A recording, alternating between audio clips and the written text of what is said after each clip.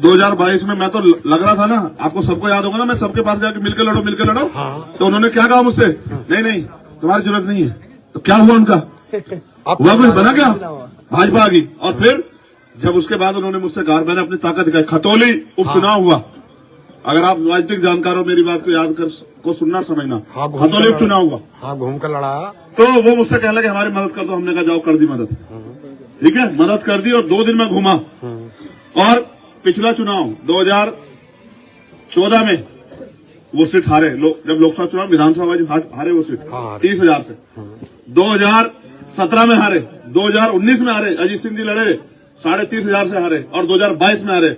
और वो अकेली सीट, मुख्यमंत्री आया, प्राइम मिनिस्टर आया, गृह मंत्री आया, उप मुख्यमंत्री आए, सारे विधायक रहे, वहां के मौजूदा मंत्री सेंटर के संजीव बालियान साहब सब रहे।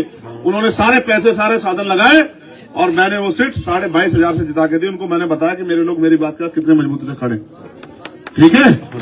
16,500 पूरे किए, जिनसे हारा हुआ था 22,500 प्लस किए, 38,000 वोट प्लस किए 2 दिन में। और फिर उन्होंने कहा कि भाई चंद्रशेखर, ये वोट तो आपने दिलाई, लेकिन जब फिर मेरा समय आया तो फिर मेरे छाती पे किसी और को ले आए कि नहीं हम तो इसको लड़ाएंगे, क्यों लड़ाएंगे, क्यों नहीं चाहते एक गरीब का बेटा अपने पैरों पर खड़ा हो जाए, क्यों नहीं चाहते एक मजबूत आवाज खड़ी हो जाए, क्यों डर लगता है आपको। मुझे भाजपा रोकती, मुझे कोई तकलीफ नहीं होती, लेकिन जो आपको विपक्ष कहकर अपना बताते हैं वही मुझे रोकना चाहते हैं। क्यों, आप बताओ, तराजू रख के तोलो। जितने सारे प्रत्याशी है भाजपा का भी और जो अन्य प्रत्याशी, उनको भी एक तराजू रख लो, और चंद्रशेखर आजाद को भी। अब बताओ कौन ताकतवर, ईमान से बताओ, सबसे ज्यादा तुम हो, बताओ ताकतवर हूं या नहीं हूं।